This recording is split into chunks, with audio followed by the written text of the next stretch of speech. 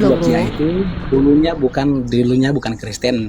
Datangnya Paulus dulu baru jadi, sebabkan Paulus dari awal sudah dikristenkan di banyak tempat. Apa ini? Kamu baca baik-baik ini ya. Mereka tinggal bersama-sama dengan jemaat itu di 1 tahun lamanya. Bro, kalau kamu tidak terima, kamu bantah, bukan malah curhat menangis begitu. Ini kalau diskusi begini, ini jemaat ya. Untuk pertama kalinya disebut Kristen. Dengar ini, untuk pertama kalinya disebut Kristen. Berarti Kristen ini pertama kali disebut di mana? Antioquia. Karena di situ baru pertama, karena mereka tidak pernah mengakui. Karena ya bukan di situ, Mbak. Aduh. Ya sudah, pernah nggak di Yerusalem? Pernah tidak di Yerusalem murid-murid Yesus disebut Kristen? Apa ini? Kalau nggak bisa diskusi sudah tutup aja mic-nya. Yang lain masih banyak ini mau ngobrol sama saya. Anda belajar dulu ya.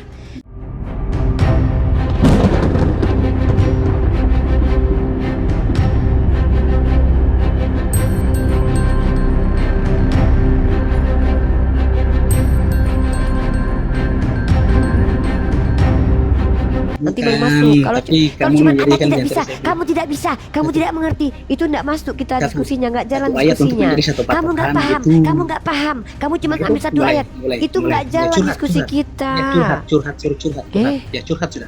Oke, saya mungkin pengen jelasin yang kenapa Yesus menentang orang-orang Farisi.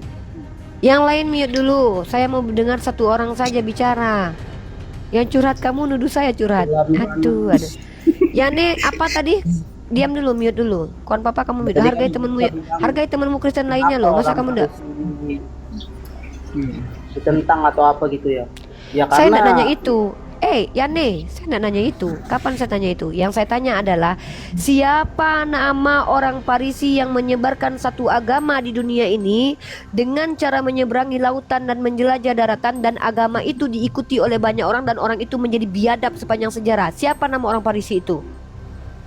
Ya itu kan orang-orang Farisi kan banyak di situ, emang nggak ada terperinci namanya. Sebutkan satu sejarah yang mengatakan orang Farisi. Makanya tunjukkan satu sejarah yang membuktikan orang Farisi pernah mengajarkan agamanya dengan mengajarkan keluar menyeberangi lautan. Aduh, jangan ganggu dulu lah kawan. Saya lagi ngomong sama Yani. Siap. Lanjut. Ini saya izin turun dulu ya. Mungkin besok-besok aja diskusinya. Shalom. Oke bro, shalom. Gini Yani, pertanyaan saya adalah sebutkan nama satu orang Farisi yang membawa ajaran baru setelah kedatangan Yesus, yang pengikutnya biadab kelakuannya dan diajarkan dengan cara menyeberang lautan dan menjelajah daratan. Kalau kamu bilang itu ada orang di sini nggak ada nama-namanya. Paulus. Sudah dijawab sama Koan, Paulus. Koan papa udah jawab Paulus. Bukan Paulus. Sebentar, saya paham. Sebentar, saya sudah mengerti. Lanjut. Ini kan Yesus lagi ngomong sama Yani, diam dulu. Saya untung Koan sudah paham. Sekarang gini, Koan, sekarang kamu jawab saya membuktikan kepada Yani sabarlah. Masa kamu di sini katanya anak-anak Tuhan punya Roh Kudus tapi kok nggak tenang kamu ini? Si Koan aja yang dari tadi sudah ganggu, dia bisa tahan diri. Ikutilah temanmu. Dia menghargai kamu hargai dia juga. Dia lagi bicara sama saya, kamu diam dulu. Ya, gantian, nanti ada kesempatan semua. Oke, Koan, saya ini harus bertanggung jawab sama kamu ya. Saya akan bertanggung jawab sama kamu untuk memberikan bukti-bukti bahwa pertama kejahatan Paulus itu membunuh murid-murid Yesus.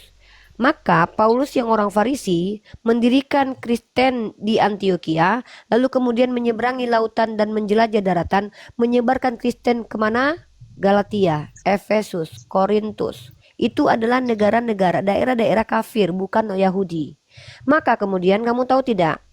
Orang Romawi, orang Galatia, Korintus, setelah menjadi Kristen, kamu tahu apa yang mereka lakukan? Contoh, pertama sekali Kristen itu dijadikan agama oleh sebuah negara itu di tangan Konstantin. Dan kamu tahu Konstantin itu ketika mau menjajah Italia, apa yang dia katakan? Dia mengaku melihat tanda salib. Dia membawa tanda salib untuk menjajah Italia. Kemudian Kristen dijadikan agama pertama di daerah jajahan Konstantin atau kuasa Konstantin. Lalu kamu tahu tidak?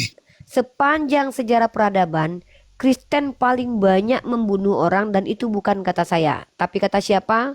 Seorang profesor bernama Juan Cole. Dan kita bisa runutkan peristiwa-peristiwanya.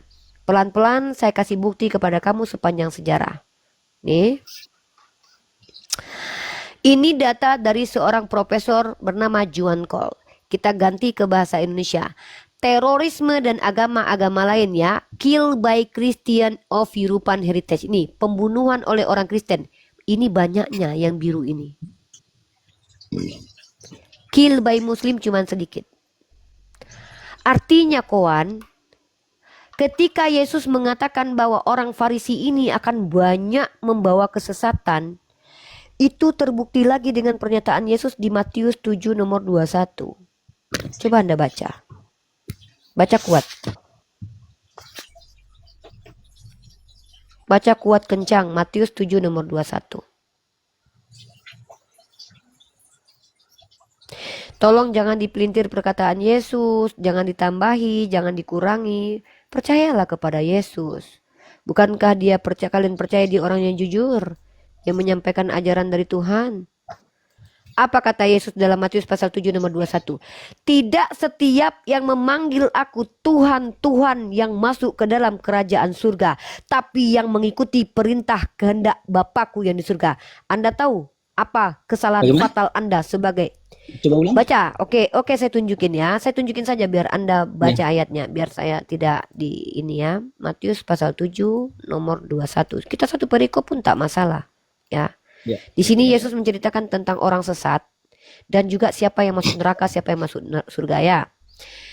Matius pasal 7 nomor 21. Nih. Saya baca perikopnya di sini tentang hal pengajaran sesat. Yesus menceritakan siapa orang sesat ini. Waspadalah terhadap nabi-nabi palsu yang datang kepadamu dengan menyamar seperti domba, tetapi sesungguhnya mereka adalah serigala yang buas. Jadi nabi palsu ini tadinya dia serigala.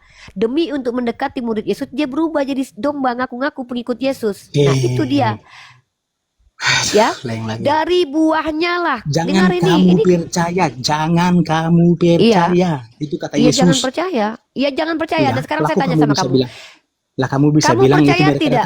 mereka. Kamu dengar dulu, ini belum selesai. Nanti kita bahas ini. Dari buahnya lah kamu akan mengenal mereka. Dapatkah orang memetik buah anggur dari semak duri atau buah ara dari rumput duri? Demikianlah setiap pohon yang baik menghasilkan buah yang baik. Sabar dulu, belum selesai. Sedang pohon yang tidak baik menghasilkan belum selesai. Kenapa dipotong? Jangan dipotong satu ayat saja, kan kamu yang bilang tadi jangan dipotong satu ayat. Saya baca nih. Demikianlah setiap pohon yang baik menghasilkan buah yang baik. Jangan diganggu. Saya lagi baca firman-Mu, masa kamu marah-marah?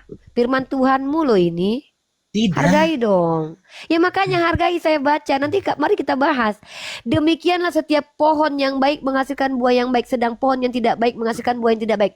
Tidak mungkin pohon yang baik menghasilkan buah yang tidak baik, atau pohon yang tidak baik menghasilkan buah yang tidak baik. Pertanyaan saya, Paulus sebelum mengaku bertobat di hadapan murid-murid Yesus, dia pohon baik atau pohon buruk?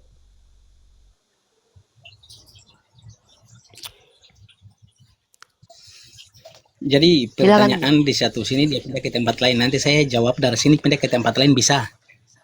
Saya tadi sudah menyelesaikan. Saya kan sedang bilang sama kamu. Saya membuktikan kalau Paulus orang di Farisi sini penyesat. pindahnya ke tempat lain.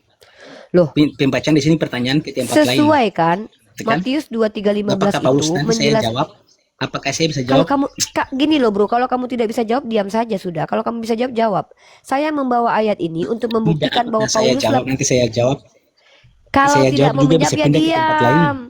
Kalau tidak mau menjawab ya apa yang kamu mau apa? Ya udah kita kembali ke Matius 23. Oke, ya udah kita kembali ke Matius 23:15. Sekarang saya tanya balik Matius 23:15. Kan? Siapakah nama orang Farisi yang apa ini? Apa ini? Enggak tahu kamu. Ya terus apa? Apa? Kamu kenapa? Masih mau diskusi nggak? Masih mau diskusi nggak? Lanjut. Kalau nggak saya sama Yani nih. Tadi Yani mau ngomong. Saya menghargai kamu, makanya saya ngomong sama kamu. Matius 23:15 menceritakan bahwa Yesus Masalahnya gini, melaknat. pembacaan di tempat lain, kamu pertanyaan di ayat di pembacaan yang lain. Saya kan bilang, Saya tadi di apakah saya bisa ya, terus mau kamu apa? Ya udah, pertanyaan di sini? mau kamu apa? Mau kamu apa? Tidak, saya kan bilang kalau pertanyaan kamu di situ, apakah saya bisa jawab di tempat yang lain gitu. Silahkan, apapun metode kamu menjawab silahkan, asal jangan ngawur. Kalau saya kan masih relevan, saya membahas tentang ajaran penyesat dan juga nabi palsu. Matius 7 nomor 15-21 ini bercerita tentang penyesat, nabi-nabi palsu. Dan ciri-ciri nabi palsu itu, dia serigala berbulu domba. Dan dia tidak mungkin dari pohon buruk. Makanya saya tanya sama kamu, kata Yesus tidak mungkin pohon buruk berbuah baik. Kamu percaya tidak sama pohon buruk bisa berbuah baik?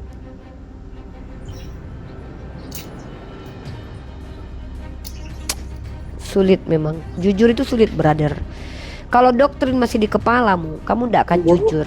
Berubah menjadi Udah, baik. saya sama Yane dulu. Koan, kamu apa Yane? Kata Yesus tidak mungkin pohon itu, tidak mungkin pohon yang baik itu menghasilkan buah yang tidak baik, dan tidak mungkin pohon yang tidak baik itu menghasilkan buah baik. Pertanyaan saya, Paulus sebelum mengaku menjadi Rasul Yesus itu pohon baik atau pohon buruk? Pohon buruk. Kata Yesus Tapi tidak kita mungkin bertobat. pohon buruk berbuah baik. Sekarang saya tanya sama kamu, menurut kamu mungkin pohon buruk berbuah baik?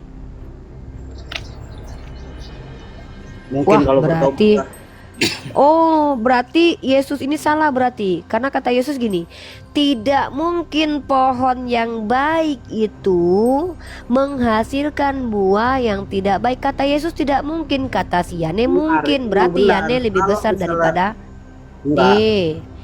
Tidak mungkin. Ini kata Yesus. Kata Yesus, tidak mungkin pohon yang tidak baik itu menghasilkan buah baik. Kata Yane mungkin kalau dia bertobat. Kata Yesus tidak mungkin. Yang benar Apapun Yane atau pohon Yesus? yang tidak baik, ataupun pohon yang tidak, baik Tidak itu mungkin pohon yang tidak baik itu menghasilkan buah baik. Kata Yesus Betul. nggak mungkin. Pohon kalau sudah buruk nggak mungkin berbuah baik. Kata Yane mungkin kalau dia bertobat. Yang berbohong di sini siapa? Paulus, Yesus atau Yane yang jujur? makanya dibaca ini dong. Di mana? Di mana dikatakan di sini kalau bertobat maka dia mungkin jadi berbuah baik? Mana? Mana? Makanya saya bilang, hati-hati dengan ragi Farisi. Kata Yesus, hati-hati dengan kemunafikan orang Farisi. Tadi Matius Kalian malah berapa? pilih orang Farisi jadi rasul. Tadi Matius berapa? Matius 7 nomor 18. Di situ menceritakan tentang nabi palsu alias penyesat yang dia adalah pohon buruk yang tidak mungkin berbuah baik. Kata Kristen mungkin kalau dia bertobat. Padahal Yesus sudah berkali-kali mengatakan bahwa penyesat itu dia bermukjizat, membawa-bawa nama Yesus. Orang Farisi munafik. Makanya Yesus berkata, hati-hati dengan Farisi munafik. Tapi Kristen malah menjadikan rasulnya sebagai orang Farisi. Dan bahkan kalian itu agamanya dari tangan orang Farisi bernama Paulus. Satu-satunya agama di dunia ini, bentar, satu-satunya agama di dunia ini yang datang dari tangan orang Farisi cuman Kristen. Satu-satunya agama di dunia ini yang paling banyak membunuh orang ya Kristen. Yang paling banyak dibunuhinya adalah orang yang mengikuti Yesus. Sama seperti Paulus membunuhi jemaat Yesus. Kata Yesus dalam Matius 23 nomor 15, orang yang mengikuti penyesat ini kejahatannya sama dua kali lipat seperti si penyesat ini. Si penyesat ini membunuhi jemaat Yesus. Orang yang ikut ini membunuhi jemaat Yesus yang lainnya. Katolik inkuisisi 500 tahun. Protestan membunuhi anak baptis. Mengejar perempuan dituduh penyihir dalam kasus perburuan penyihir sepanjang sejarah. Maka betullah kata Yesus bahwa orang-orang yang mengikuti orang ini itu jahat. Kejahatan mereka adalah dengan mengatakan bahwa penyaliban karya iblis. Mereka percaya bahwa Yesus disalib iblis lalu kemudian dirubah untuk karya keselamatan. Padahal kata Yesus, yang menginginkan kematianku bapaknya iblis. Kata si Koan, kata Yane, kata si Tommy, yang menginginkan kematian Yesus adalah bapaknya. Kalian tuduh Yesus dibunuh sama bapaknya sendiri. Jahat kalian itu loh. Memfitnah Yesus menjadi orang terkutuk. dengan mengatakan dia menebus kutuk kalian, memfitnah Yesus sebagai Tuhan padahal dia mengatakan kehidupan kekal hanya mengenal Engkau satu-satunya Allah yang benar, memfitnah Yesus setara dengan Tuhan itu sendiri padahal Yesus berkata Bapa lebih besar daripada aku. Kemudian kejahatan kalian yang paling terasa sampai detik ini adalah kalian menyekutukan Tuhan, memfitnah Tuhan, menjelek-jelekkan Tuhan, mengaku kalian selamat atas dosa-dosa kalian seolah-olah Tuhan yang wajib bertanggung jawab atas dosa kalian. Inilah kenapa kalian dikatakan Yesus, enyahlah daripada aku kalian pembuat kejahatan, dan tidak setiap yang memanggil aku Tuhan Tuhan. Baca dalam ayat ke-21-nya. Bukan setiap orang yang berseru kepadaku Tuhan, Tuhan akan masuk ke dalam kerajaan surga, melainkan dia melakukan kehendak Bapa. Kalian apa yang kalian lakukan? Mengikuti Paulus yang membatalkan hukum Taurat. Yesus tidak makan babi, kalian makan babi. Yesus berkhitan, kalian tidak berkhitan. Yesus mengikuti hukum Taurat, kalian rubah hukum Taurat, kalian batalkan hukum Taurat mengikuti Paulus. Efesus pasal 2:15, dengan matinya Yesus telah batallah hukum Taurat. Padahal Yesus berkata apa? Aku datang tidak meniadakan hukum Taurat tapi menggenapinya. Akan lebih baik bumi ini hancur daripada satu iota pun hukum Taurat dihilangkan. Tapi kalian mengatakan hukum Taurat adalah kutuk. Mengikuti siapa kalian? Mengikuti orang Farisi bernama Paulus. Maka disinilah nampak bahwa kalian bukan pengikut Yesus, tapi pengikut orang Farisi yang dikatakan oleh Yesus. Hati-hati, orang ini Farisi, munafik, serigala berbulu domba. Hati-hati, dia serigala berbulu domba. Hati-hati dengan orang ini. Karena orang ini mengajarkan agamanya menyeberang lautan, menjelajah daratan, dan mentaubatkan satu orang pengikutnya ini menjadi orang terjahat sepanjang sejarah. Lihat peradaban Eropa kolaps waktu gereja menjadi otoritas tertinggi. Perburuan penyihir, perempuan disiksa, dibunuh, dibakar karena mereka tidak ikuti ajaran gereja. Ada inkuisisi selama 500 tahun. Penjajahan di dunia gara-gara ada Katolik mengeluarkan doktrin Inter Caetera. Penjajahan dengan membawa misi 3G, Golden Gospel dan Glory. Baikkah kalian begitu? Maka Matius 23 nomor 15 ini sedang menunjukkan siapa agama sesat itu menurut Yesus. Matius 7 nomor 15 sampai 21 Yesus menjelaskan siapa yang akan dicampakkan ke dalam neraka jahanam, siapa yang akan selamat. Yang selamat adalah yang mengikuti kehendak Allah, yaitu yang dipanggil Bapa oleh Yesus, yang mengatakan bahwa akulah Tuhan. Dalam Yesaya pasal 43 nomor 10.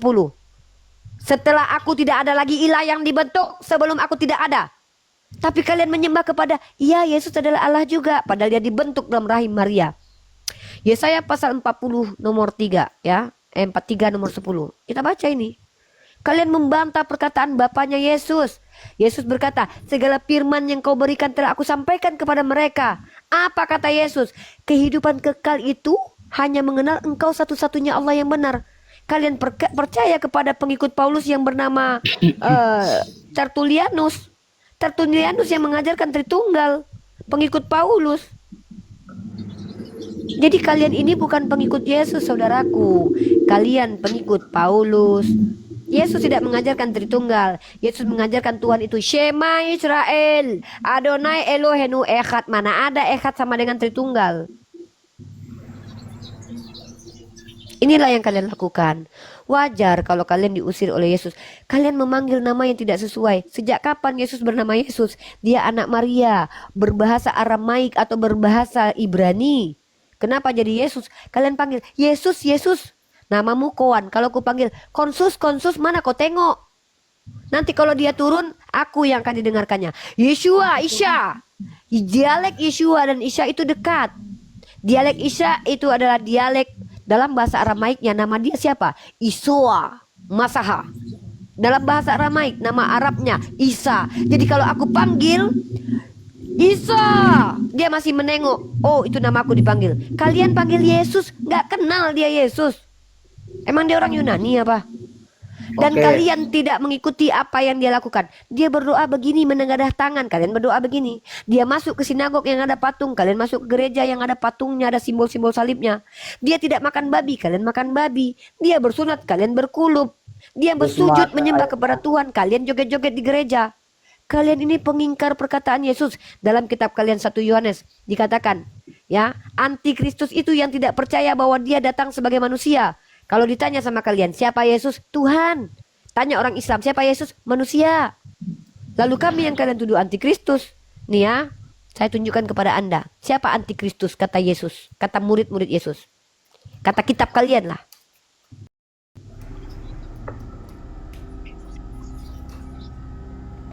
Ya. Ya. Kita lihat dalam kitab kalian. Antikristus itu siapa? Bentar.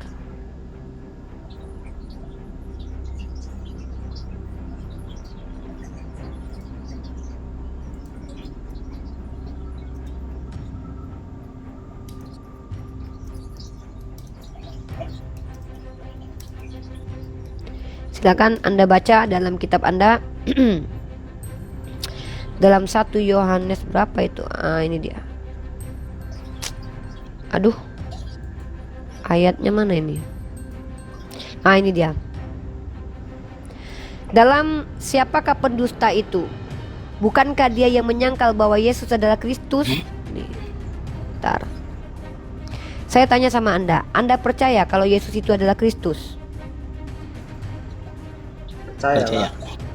Oke, apa arti Kristus? Terus adalah sang penyelamat. Bukan, siapa bilang? Arti Kristus itu dari kata Mesia. diurapi. Mesia. Nah, bagus. Mesia itu artinya diurapi. Daud juga Mesias. Kalau kamu belajar sejarah keyahudian, Kristus itu, Mesia itu orang-orang yang dipilih oleh Tuhan menjadi wakil Tuhan, nabi. Tidak pernah Kristus itu sebagai Tuhan tuh tidak pernah, ya. Kita lihat di sini dalam 2 Yohanes pasal 1 nomor 7. Saya tunjukkan kepada kamu 2 Yohanes. Yane, berapa umurmu Yane? 24. Oh, udah ini. Kalau kamu, Koan? 38. Oh, berarti kamu sebaya saya berarti. Kalau Yane ini di bawah saya ini. Coba kalian berdua baca dalam 2 Yohanes pasal ke-1 nomor 7. Silakan dibaca.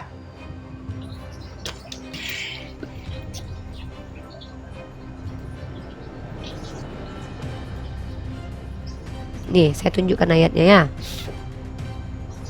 Ini sebelum saya ke Yane dan Ekoan dan Yane, ini Tommy agamanya apa Tommy? Halo Tommy. Ya, Halo. malam. Agamanya apa bro? Saya 100% Kristen. Oke bro, ada musik bro. Jadi kalau sebelum dapat tempatnya agak diam, di mute aja dulu ya. Nanti kalau ada yang mau disanggapi, cari tempatnya agak diam baru bicara, oke? Kalau enggak nanti kita tidak bagus diskusinya. Oke. Ya. Sebab banyak penyesat telah muncul dan pergi ke seluruh dunia. Nih, penyesat itu pergi ke seluruh dunia. Dengar baik-baik ya. Sebab banyak penyesat telah muncul. Pada waktu murid-murid Yesus dan Yesus ada, penyesat itu telah muncul. Paulus sudah ada. Dan dia pergi ke seluruh dunia. Yang tidak mengaku bahwa Yesus Kristus telah datang sebagai manusia, itu adalah si penyesat dan antikristus. Sekarang saya tanya sama kalian berdua. Siapa Yesus menurut kalian?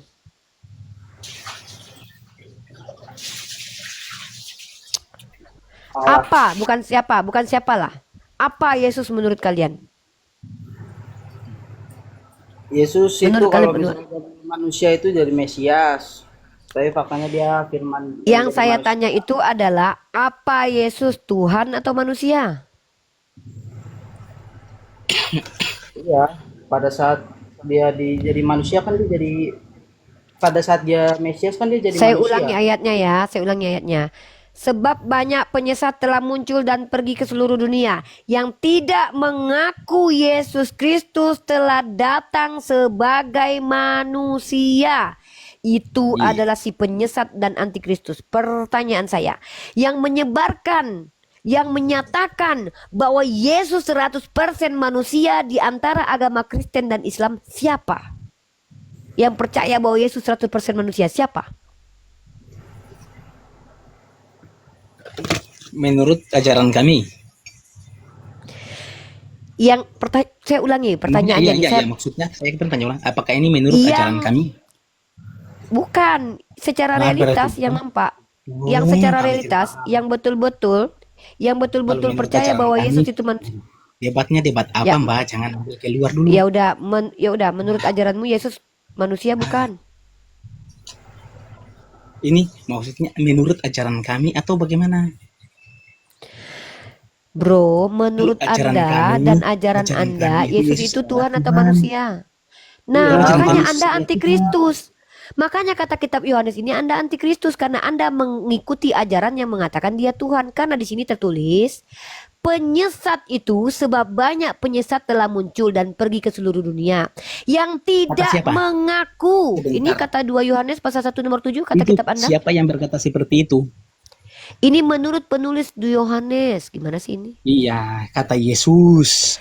Aduh, Sebab banyak penyesat telah muncul dan pergi ke iya. seluruh dunia yang tidak mengaku bahwa Yesus Kristus telah datang sebagai manusia. Dia penyesat. Anda tidak benar. mengakui dia sebagai manusia karena Anda bilang dia Saya Tuhan. Maka mengakui Anda penyesat dan antikristus. Alah. ada dua lah, ada dua natur. Sejak kapan di situ dikatakan dua natur? Di situ dikatakan manusia. Manusia itu nggak punya dua Yohanes natur. 1 Manusia itu ayat satu natur. 14. Firman itu telah menjadi manusia. Mana di situ Firman manusia? Di Allah situ dalam firman Yohanes 1 ayat 1. Jangan merubah firman Tuhanmu, Dek. Hargai kitab sucimu lo. Yohanes 1 ayat Ma- 1. Saya tahu ayat itu. Iya, firman itu kan Fir- Allah. Jadi dalam Yohanes 1 ayat 14, firman itu telah menjadi manusia.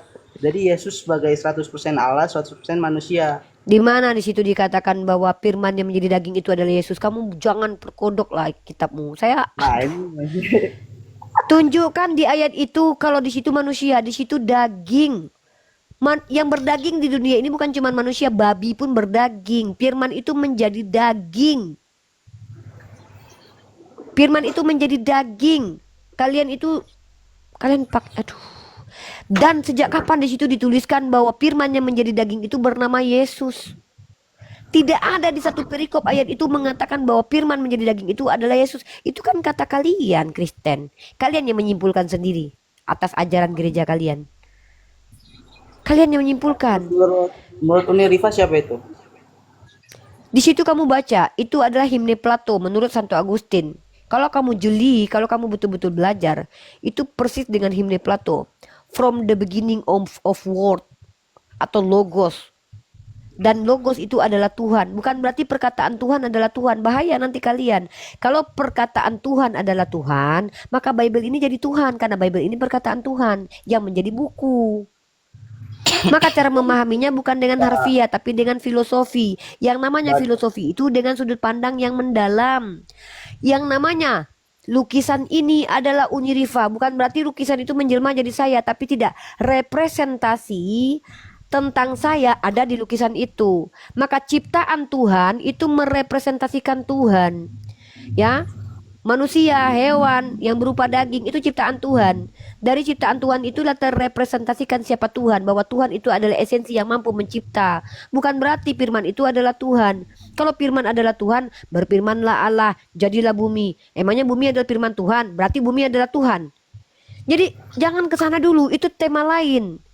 Kamu sudah kemana-mana. Yang saya tanya itu adalah sebab banyak penyesat telah muncul dan pergi ke seluruh dunia yang tidak mengaku bahwa Yesus Kristus telah datang sebagai manusia. Itu adalah si penyesat dan antikristus. Kalau ditanya ke seluruh orang Islam, siapakah Yesus? Mereka kompak menjawab, manusia. Maka kami tidak mengikuti kriteria antikristus karena kami percaya dia datang sebagai manusia karena memang dia manusia. Tapi ditanya sama Kristen, siapakah Yesus? Tuhan. Kalianlah penyesat itu. Kalianlah antikristus. Dari tadi saya sudah membuktikan dengan banyak dalil. Pertama, kalian pengikut orang Parisi, serigala berbulu domba yang mengajarkan ajarannya sendiri yang dia ajarkan di Antioquia yang tidak ada kena-mengena dengan Yesus, dan ajaran ini menyebar ke seluruh dunia dan pengikutnya menjadi orang terjahat sepanjang sejarah, terbukti oleh pernyataan dari Profesor Johan Cole. Kemudian saya menyatakan bahwa yang mengatakan Yesus Tuhan, Tuhan itu malah yang diusir oleh Yesus karena tidak mengikuti firman Bapa. Karena kalian membatalkan hukum Taurat dan mengatakan Taurat itu kutukan. Yesus bersunat, kalian tidak bersunat. Yesus tidak makan babi, kalian makan babi. Yesus bersujud, kalian joget-joget di gereja. Yesus menengadahkan tangan, kalian begini. Ya, jadi banyak sekali pertentangan ajaran kalian dengan pengajaran Yesus. Saya kalau ditanya tidak perlu ngaku-ngaku Kristen, tapi seluruh ajaran Nabi Muhammad berjalan sejalan dengan ajaran Nabi Isa atau Yesus. Contoh, kami tidak makan babi. Sholat kami bersujud sama persis seperti Yesus ketika berdoa kepada Bapa. Keningnya di bawah, bukan malah angguk geleng-geleng. Kepala ditundukkan ke bawah sebagai bukti kita seorang hamba, karena Yesus adalah hamba Tuhan. Anda lihat dalam kisah para rasul bahwa Yesus adalah hamba Tuhan. Kami juga hamba Tuhan. Kalian ngaku-ngaku anak Tuhan. Orang-orang Pontius Pilatus mengatakan, engkau kasih anak Allah. Iblis mengatakan, engkaulah si anak Allah. Kalian pun mengatakan Yesus adalah anak Allah. Yesus mengatakan, aku anak manusia, anak manusia, anak manusia. Yesus mengatakan, anak manusia, Bapa lebih besar daripada aku. Pontius Pilatus, orang Romawi, orang Yahudi, kau anak Allah? Engkau yang mengatakannya. Iblis mengatakan, kau anak Allah. Kristen pun mengatakan Yesus anak Allah. Tapi kalau arti anak Allah maksudnya adalah hamba Tuhan, oke lah, berarti dia hamba Tuhan. Pertanyaannya, yang tidak percaya Yesus datang sebagai manusia di Antikristus, siapakah Yesus menurut kalian? A. Tuhan, B. Manusia. Pilihan di tangan kalian dan konsekuensi di tangan kalian. Saya cuma sampai di sini menyabarkan ajaran Yesus. Semoga kalian tersadar kalau kalian betul-betul ikuti Yesus.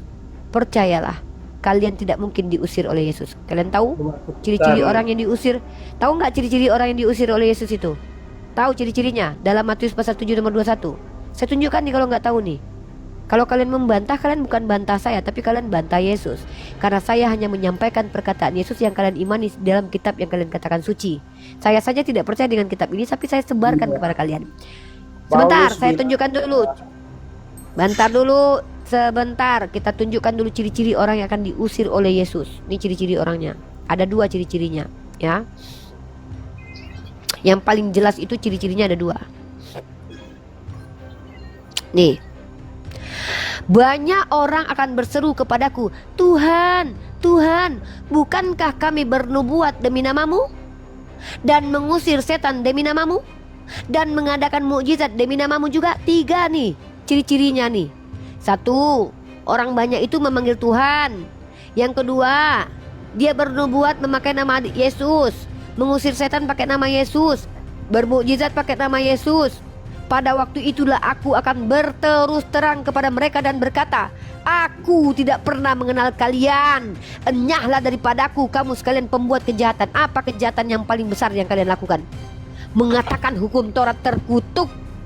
Karena kalian ikut Paulus. Karena Paulus yang katakan hukum Taurat terkutuk. Sementara apa kata Yesus? Lebih baik dunia ini hancur daripada satu iota hukum Taurat dibatalkan. Tapi kalian apa? Kalian percaya hukum Taurat terkutuk. Kalian tahu apa isi? Bagaimana Al-Quran mengatakan hukum Taurat itu adalah cahaya. Hukum Taurat. Kristen mengatakan hukum Taurat adalah kutukan. Islam Ini berkata salah. hukum Taurat adalah cahaya. Nggak ada yang bilang hukum Taurat ini. Loh, Galatia pasal 3 ayat 13 silakan dibaca.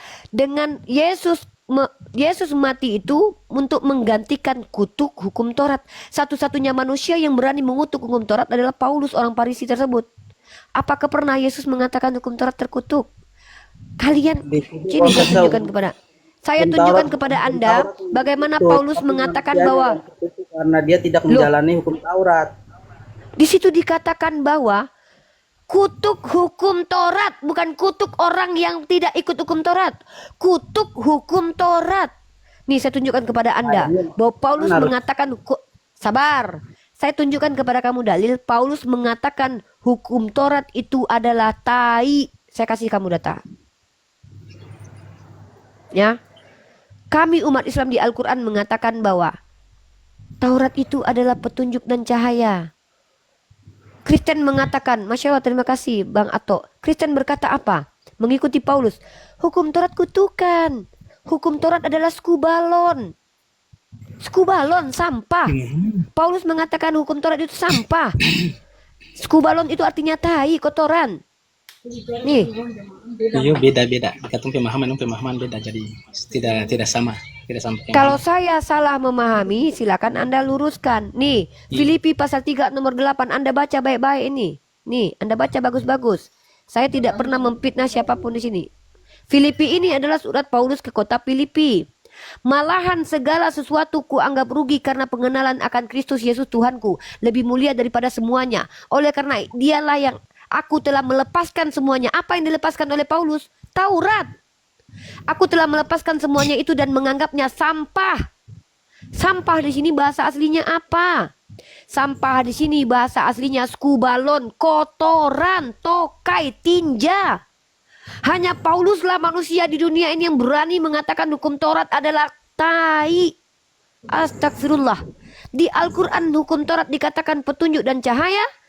Menurut orang Kristen karena mengikuti Paulus, hukum Taurat adalah tai. Astagfirullahalazim. Tokai, tinja. Na'udzubillahi min zalik. Inilah kami. Kami tidak perlu mengaku-ngaku pengikut Yesus, tapi kami Dalilnya di mana, memuliakan Mbak? Yesus dan hukum Taurat. Apa yang tuh? Filipi. Dalilnya. Filipi pasal 3 nomor 4, nomor 8.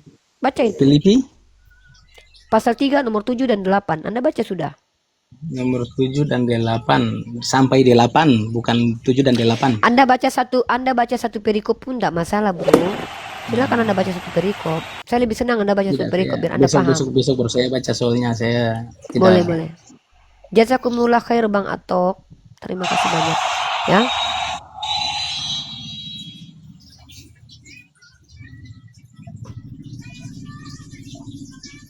Ya, itulah perbedaan kita, ya. Saya akan membacakan bagaimana kami umat Islam diajarkan Nabi Muhammad SAW, dalil dalam Al-Quran, Quran Surah Al-Ma'idah ayat ke-44.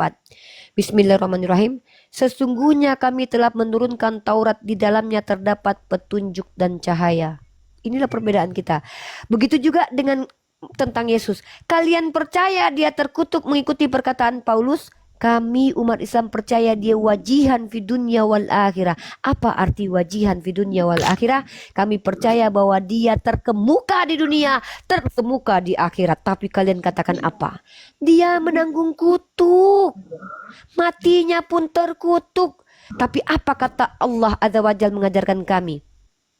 Apa kata Tuhan kami? Wa ma qataluhu wa ma sulabu. Dia tidak mati dan tidak disalib. Kami diajarkan untuk memuliakan Yesus dan hukum Taurat. Kalian diajarkan mengutuk hukum Taurat dan juga Yesus. Lalu kalian mau berani-beraninya mengatakan kalian pasti masuk surga. Kata Yesus apa? Oke. Yang masuk kerajaan surga yang mengikuti kehendak Bapakku. Ngeri kalian ini, ya. saudaraku. Apa yang mau kamu bantah, Dek? Dari mana Paulus bilang hukum Taurat itu tidak bagus? Apa? Padahal Dari dalam mana? Roma 7 Paulus bilang Apa? hukum Taurat itu Apa? oke, statement Uni ini bertentangan sama pernyataan Paulus. Memang Dalam kitab Roma- Anda memang bertentangan. Kalau Anda lihat Paulus memang sering bertentangan. Coba Anda lihat dalam kitab Korintus, Coba Anda lihat jauhilah dalam dongeng. Roma 7 ayat 12. Ya, Hukum silakan Taurat itu bacakan. kudus, benar dan baik. Ya silakan bacakan. Roma 7 ayat 12. Bentar. Memang Paulus bertentangan, makanya saya bilang dia tidak benar karena plin-plan. Orang plin-plan itu tidak benar, tidak konsisten itu tidak benar. Kan namanya penyesat Roma itu kan 7 orang ayat yang suka. 12. Ya silakan dibaca. Jadi hukum Taurat itu adalah kudus dan perintah itu juga adalah kudus, benar dan baik. Terus baca. Lalu pada Berapa? Roma berapa? Bentar. Pada Roma berapa? ayat 3 Roma 3 ayat 31. Roma 3 ayat 31. Oke, kita lihat ya. Roma pasal 3 ayat 31. Ini Yane di mute dulu. Kamu ada di mana Yane? Lagi hujan. Roma pasal 3 nomor 1. Jika demikian, apakah kelebihan orang Yahudi dan apakah gunanya sunat? Banyak sekali di dalam segala hal, pertama-tama sebab kepada mereka lah dipercayakan firman Allah. Jadi bagaimana jika di antara mereka ada yang tidak setia? Dapatkah ketidaksetiaan itu membatalkan kesetiaan Allah? Sekali-kali tidak, sebaliknya Allah adalah benar dan semua manusia pembohong. Seperti ada tertulis supaya engkau ternyata benar dalam segala firman-Mu dan menang. Ini pengajaran Paulus Enggak, untuk enggak. membatalkan Ini hukum salah Taurat. nih. Yang mana? Roma 3 Tapi katanya ayat Roma 3. 31. Roma Ayat 3 berapa? 31. Bilanglah, katanya 7. Limit dulu. Jika demikian, adakah kami membatalkan hukum Taurat karena iman? Sama sekali tidak, sebaliknya kami meneguhkannya. Inilah kontradiksinya Paulus dengan dirinya sendiri. Kamu baca Efesus pasal 2 nomor 15 kalau gitu. Ini aku bilang, Paulus ini mah gak konsisten. Kadang A, kadang B. Dia bilang, jika demikian adakah kami membatalkan hukum Taurat karena iman? Sama sekali tidak. Di Efesus pasal 2 nomor 15, dengan matinya Yesus telah batal hukum Taurat. Makanya dia katakan ular beludak. Orang Farisi itu ular beludak, lidahnya bercabang. Baca Saya kok kuat. bacakan ya. Sebab dengan matinya sebagai manusia, dia telah membatalkan hukum Taurat dan segala perintah dan ketentuannya untuk menciptakan keduanya menjadi satu manusia baru di dalam dirinya. Dan itu mengadakan damai sejahtera. Seperti perkataan Yesus, aku datang bukan untuk menghilangkan Taurat tapi untuk menggenapinya.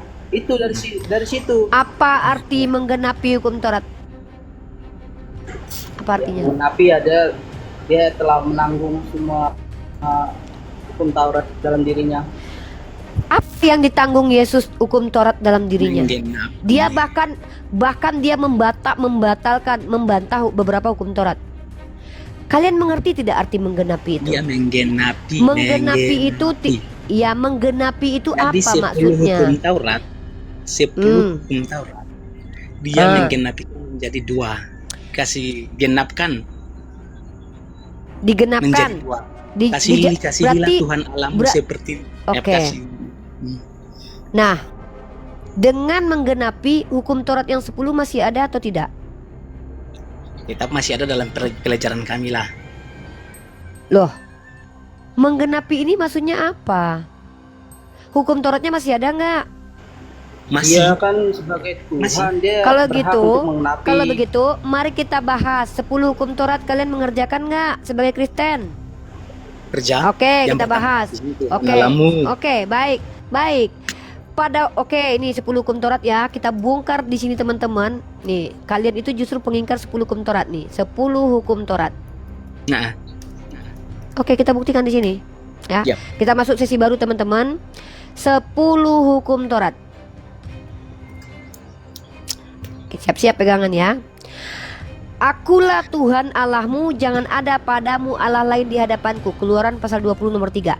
Siapa Allah pada Keluaran pasal 20 nomor 3? Siapa namanya? Allah Yahweh. Yesus Allah bukan? Sebentar dulu. Itu di perjanjian lama. Kamu paham nggak? Itu kan Perjanjian lama hukum sama Taurat perjanjian itu. Loh, itu kan hukum Paham Taurat. nggak? Mana ada hukum Taurat dalam perjanjian baru? Hukum Taurat ya di perjanjian lama lah. Katanya kamu masih mengikuti hukum Taurat.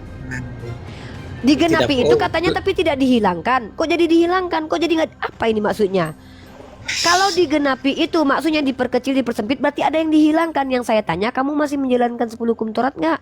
Dalam 10 hukum Taurat itu, akulah Tuhan Allahmu, jangan ada padamu Allah lain. Yesus Allah bukan? Allah lain bukan itu pada waktu Yesus di Keluaran 20 ayat 3 ini.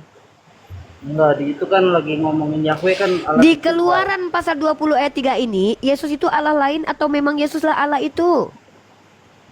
Allah Yesuslah itu Allah dia itu. firman. Berarti Yesus adalah Allah dalam perjanjian lama gitu. Iya benar. Mana buktinya? Buktinya ya Yohanes 1 ayat 1. Yohanes 1 ayat 1 itu adalah perkataan Yohanes, bukan perkataan Yesus. Yang saya tanya itu adalah dalam kitab Taurat, mana Tuhan Yesusmu? Yesus belum lahir waktu itu. Jangan Oke, mengada-ada. saya berikan buktinya. Ada buktinya, bentar. Silakan buktikan kalau Tuhanmu sudah ada di perjanjian lama. Akulah Tuhan Allahmu. Yang bicara itu siapa, bro? Yesus atau Bapa? Kita fokus lagi. Akulah Tuhan Allahmu. Bapak. Bapa itu Yesus bukan? Yesus datang diutus oleh Bapa dan menjadi Bapa Nah, untuk Yesus menebus datang dosa menjadi manusia. Bapa. Yesus datang menjadi Bapa. Kamu tahu tidak Yesus berkata apa? Jangan memanggil siapapun Bapa di muka bumi ini karena Bapamu hanya satu, yaitu Dia Allah saja. Waduh, kamu mengingkari kata-kata Yesus. Nah iya, Ini dia. itu sudah. Kamu tadi bilang, Karena Yesus loh, datang, Yesus datang melalui dia. Yesus bilang Jadi harus apa? panggil Jangan Bapa. memanggil siapapun Bapa di bumi ini. Yesus waktu ngomong itu di bumi atau di langit? Aduh, parah kalian. Memang nampak kali kalian mengingkari Yesus ini. Apa kata Yesus? A yang kalian buat. B kata Yesus, C yang kalian buat. Kata Yesus, jangan memanggil siapapun Bapa di bumi ini. Karena Bapamu hanya satu. Matius 23 nomor 9. Dan janganlah kamu menyebut nih. Dan janganlah kamu menyebut siapapun Bapa di bumi ini. Yesus pada saat ini sedang di bumi. Kenapa kalian katakan dia Bapa? Karena hanya satu Bapamu, yaitu Dia yang di surga. Dia yang di surga. Dia yang di surga. Yesus pada waktu itu sedang di bumi. Berhentilah kalian merendahkan Yesus dengan mengaku-ngaku pengikut Yesus, tapi kalian sebenarnya mengingkari Yesus. Tidak mengaku Dia sebagai manusia, menuduh Dia sebagai Bapa, mengatakan Dia setara dengan Bapa. Yesus berkata Bapa lebih besar daripada aku. Kristen di Konsili Nikea mengatakan Yesus setara dengan Bapa. Yesus berkata jangan panggil Bapa ya di bumi ini. Kamu bilang Yesus adalah Bapa. Yesus berkata kehidupan kekal hanya mengenal Engkau satu-satunya Allah. Kamu bilang Bapa juga, Yesus juga adalah Allah. Ini kan Ini kuncinya ada pengkhianatan di terhadap Yesus. ini kan kuncinya ada di firman. Kalau ya. kamu tidak bertobat lagi, saya sudah tidak mampu lagi berbuat apa-apa dari diri saya sendiri. Sudah begitu banyak ayat, segitu banyak firman yang kusampaikan kepadamu. Mengapa firman Yesus tidak ada di hatimu? Karena kau punya telinga tidak mendengar, punya mata tidak melihat, saudaraku. Sedih sekali. Ini debat panjang karena Umi Rifa nggak meyakini bahwa Yesus itu firman itu telah turun dari manusia. Dan firman itu Coba Yesus. tunjukin dalilnya. Firman telah turun jadi manusia dan firman itu bernama Yesus. Mana itu ayatnya? Jangan, kan saya sudah bilang jujur kalau diskusi. Jangan menambahi, jangan mengurangi, jangan mempelintir. Di situ pada ayat 4 saya katakan terang itu dalam Dia ada hidup dan hidup itu adalah terang Apa manusia. ini? Kamu bicara ayat yang mana ini? Ini kamu yang lompat-lompat kitab Yohanes dibawa ke sana, dibawa ke sini. Kalau saya tidak selesaikan satu ayat, saya pindah ke ayat lain untuk membuktikan. Tak terjawab di ayat lain, saya buktikan dengan ayat baru. Tak terjawab lagi, saya tambahkan ayat baru. Bahwa kalian sebenarnya bukan pengikut Yesus, tapi kalian pengikut Paulus.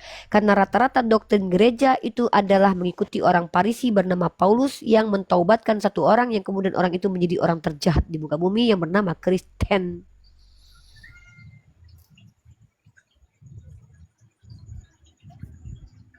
Tapi ya sudah. Rifa, firman itu siapa? Yang Firman di itu Yohanes 1 ayat perkataan 1. Tuhan. Kalau kan saya sudah bilang, menurut Santo Agustin itu adalah himne Plato yang masuk menjadi pembukaan kitab Yohanes. Kalau kamu jeli membaca kitabmu, itu bukan pengajaran Yesus.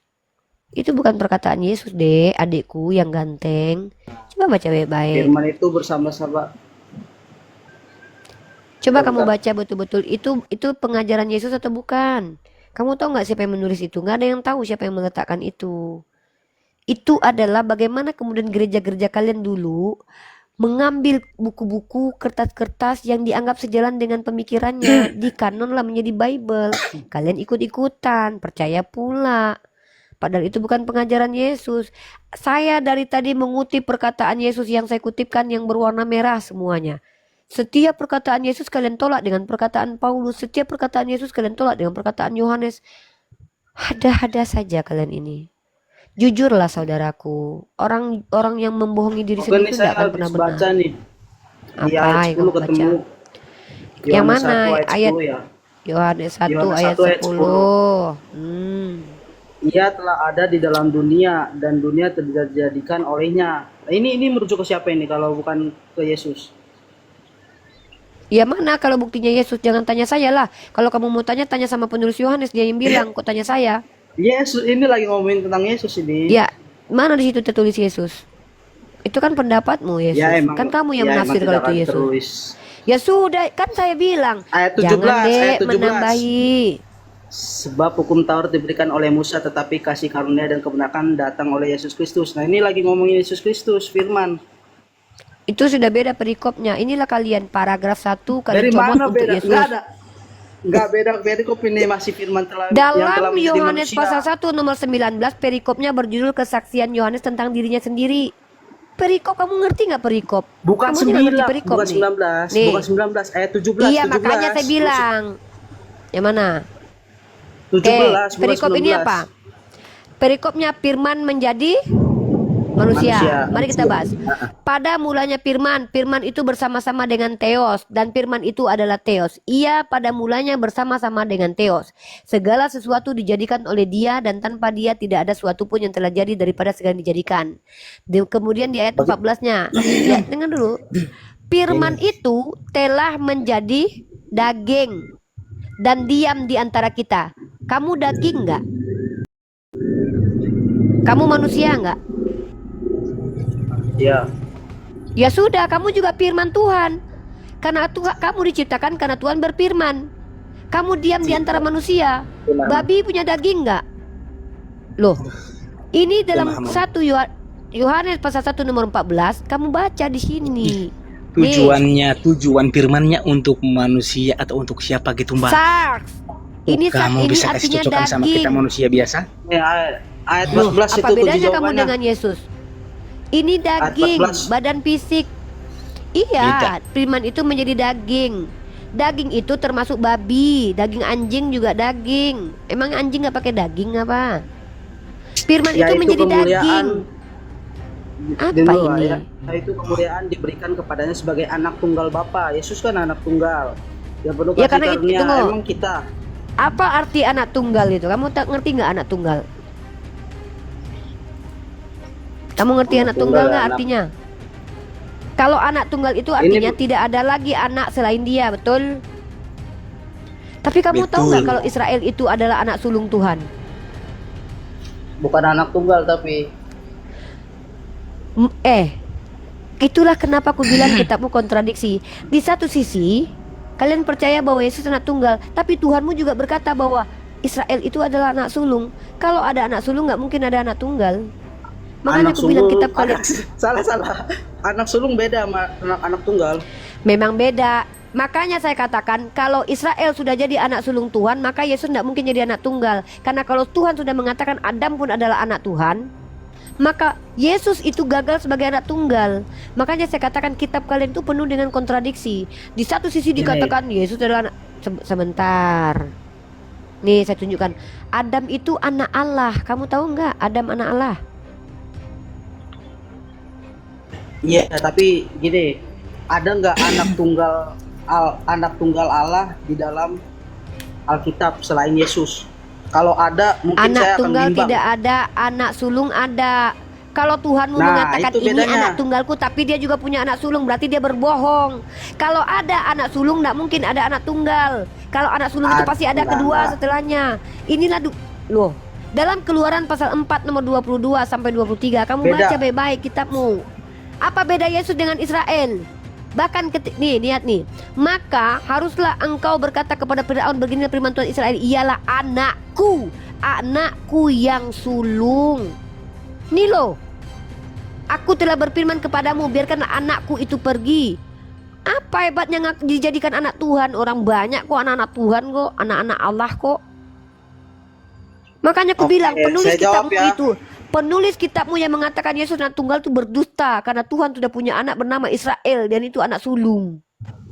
Anak sulung tuh bisa anak bungsu juga ada. Tapi kalau anak tunggal tuh Saya anak lagi nggak satu-satunya, sedang Kak. minta makanya bohong, karena Tuhan sudah berkata Israel anaknya. Berarti bohong penulis kitabmu yang mengatakan Yesus anak tunggal Tuhan. Karena Tuhan telah berkata, ini Tuhan sendiri loh yang berkata loh. Yang mengatakan Israel anak sulung itu bukan penulis kitab Yohanes, bukan penulis kitab, tapi Tuhan. Maka ini Tuhan sendiri yang bilang nih, maka haruslah engkau berkata kepada Firaun, beginilah firman Tuhan, Israel adalah anakku, anakku yang sulung. Hosea pasal 11 nomor 1. Ketika Israel masih muda, aku kasihi dia, dan dari Mesir panggil anakku itu. Sebab aku telah menjadi bapak bagi Israel dan Efraim adalah anak sulungku. Apa hebatnya jadi anak Tuhan? Banyak kok yang udah jadi anak Tuhan. Yang kita bahas sekarang ini, betapa banyak sekali kalian itu ajaran Kristen mengikuti Paulus, bukan mengikuti Yesus. Yesus bilang Bapa lebih besar daripada aku. Kristen berkata Yesus sama Bapa setara.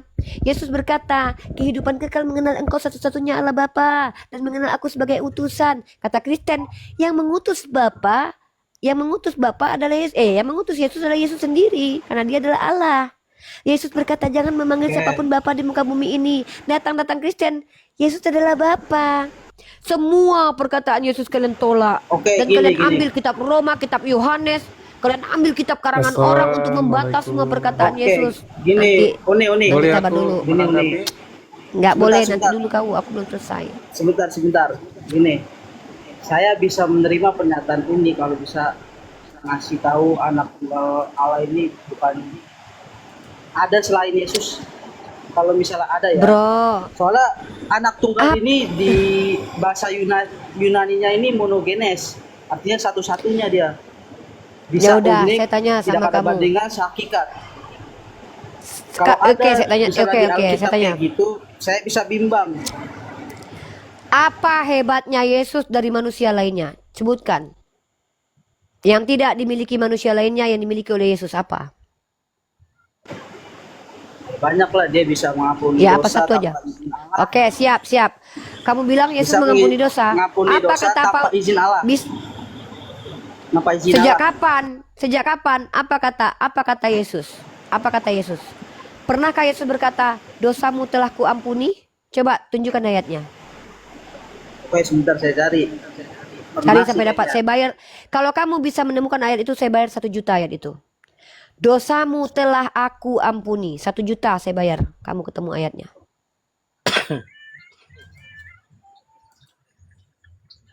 Ya, ini dia bagaimana saya mampu membuktikan. Saya bawa perkataan Yesus dibantah pakai perkataan Yohanes, perkataan Paulus.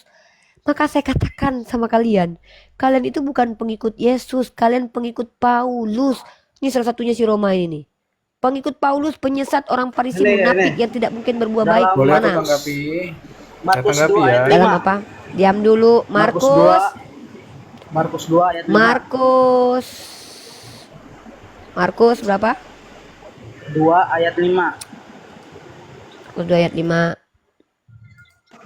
Ketika Yesus melihat iman mereka, berkatalah ia kepada orang lumpuh itu, "Hai anakku, dosamu sudah diampuni." Itu tanpa izin Allah, tanpa izin. Kamu bisa bahasa Indonesia nggak?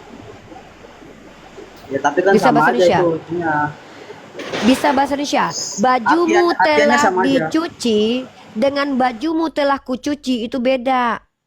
Bajumu telah dicuci, belum tentu aku yang mencuci. Bisa jadi laundry, bisa jadi pembantu, bisa jadi tetangga. Tapi kalau bajumu aku yang cuci, nggak ada yang mencuci selain aku. Kalau dosamu telah diampuni, ya iyalah dia mengabarkan segala firman yang kau berikan telah aku sampaikan kepada mereka. Artinya yang mengampuni bukan dia, yang kuminta itu adalah kau tunjukkan sama aku, ku kasih duit 1 juta, cash malam ini, ku transfer lewat rekeningku. Yesus berkata, dosamu telah aku ampuni.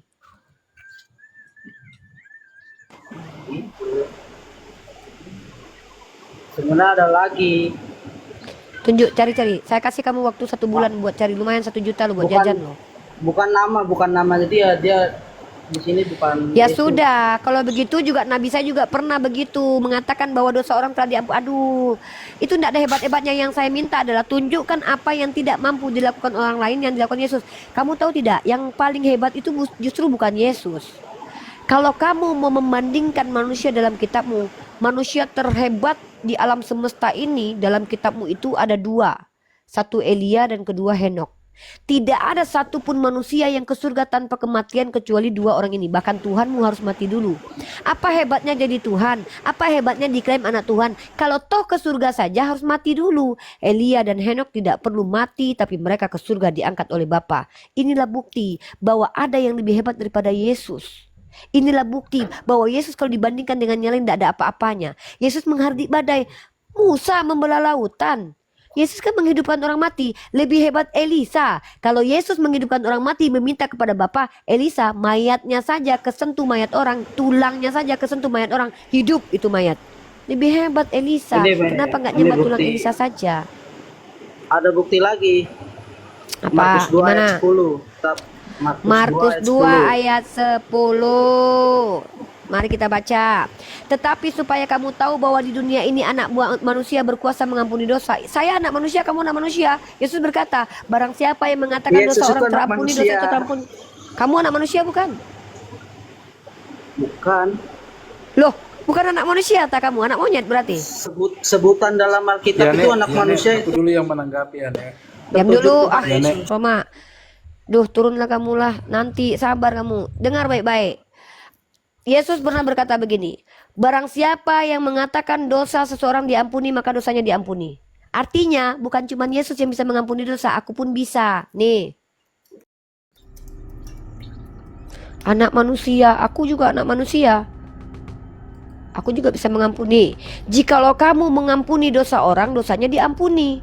Nih baca ayatnya nih, nggak ada hebat-hebatnya Yesus, semua orang bisa mengampuni dosa kok. Ini loh.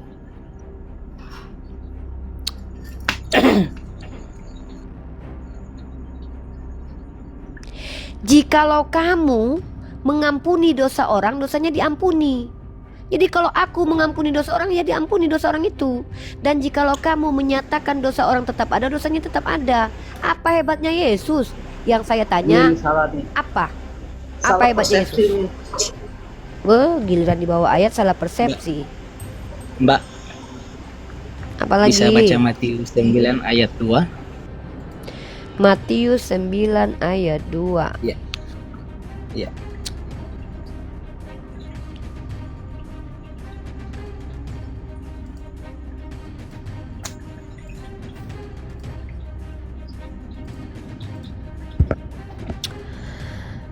Maka dibawalah orang kepadanya seorang lumpuh yang terbaring di tempat tidur. Percayalah hai anakku, dosamu sudah diampuni. Sama seperti Markus yang dibawa si Yani tadi, dosamu telah diampuni. Yang saya tanya itu kapan Yesus pernah berkata, dosamu Ini? telah aku ampuni. Loh, dosamu telah diampuni, bajumu telah dicuci, bajumu telah Lalu ini kucuci, perkataan itu siapa, beda. Mbak? Yang ini Kan Yesus perkataan sudah siapa? bilang sama kamu, segala firman yang kau berikan telah aku sampaikan kepada mereka. Ulangan 18:18, seorang nabi akan kubangkitkan, yang mana firmanku kuletakkan di mulutnya. Gimana sih ini? Pantas kalian ini masuk neraka karena kalian nggak ngikutin kata Bapa. Yesus berkata, segala firman yang kau berikan telah kusampaikan kepada mereka. Ulangan 18 ayat 18. Seorang nabi kubangkitkan dari kalangan Bani Israel, di antara kerabat Bani Israel, apa tuh? Saudaranya. Yang mana firmanku kuletakkan di mulutnya. Apalah kalian ini? Yesus berkata, aku tidak dapat berbuat apa-apa dari diriku sendiri. Lalu kalian bilang dia mengampuni dosa orang. Kalau Berarti tidak, dia berbohong itu. maksudnya Yesus. Kalau tidak, Apa? ada DP lanjut itu, jangan putus, lanjut dulu. Oke. Nah, Semua yang dilakukan itu izin Bapa. iyalah. Lah, ya kalau begitu semua juga gitu. Aku mengampuni juga karena Allah. Kalau Allah nggak ampuni aku ampuni sama aja nggak. Semua ini izin Tuhan kita ini. Makanya apa hebatnya Yesus? Musa itu Salah membelah kelakuan. lautan itu karena Allah Bapa. Kalau Yesus itu kalau bisa Bapa tidak menyembuhkan, mengizinkan, menyembuhkan. Kalau dokter juga Yesus bisa itu Allah menyembuhkan tidak orang sakit. Apa hebatnya dukun Orang juga bisa mati? menyembuhkan orang sakit. Elia bisa menghidupkan orang mati. Kan sudah aku bilang dari tadi. Karena Bahkan lebih hebat iman Elisa. siapa? Apa? karena iman atau Karena iman kepada Tuhan yang pencipta langit dan bumi lah. Nah, Apa ini? tapi beda lagi sama Yesus. la. Apa bedanya? Apa ya? Apa lalalala, Dek? Lalalala apa, Dek? Apa lalalala? Di mana lucunya lalalala itu? Aduh. Elisa itu lebih hebat daripada Yesus. Yesus harus mati dulu supaya ke surga. Elia dan Henok bahkan tidak perlu mati. Kalau kalian mau menyembah manusia yang lebih hebat daripada Yesus tuh Elia dan Henok tuh. Makanya aku bilang, tidak ada sebenarnya hebatnya Yesus dibandingkan yang lain. Bahkan kalau kalian baca kitab kalian, Yesus itu di bawah nabi-nabi lain. Nabi Musa bahkan dikatakan sebagai Elohim.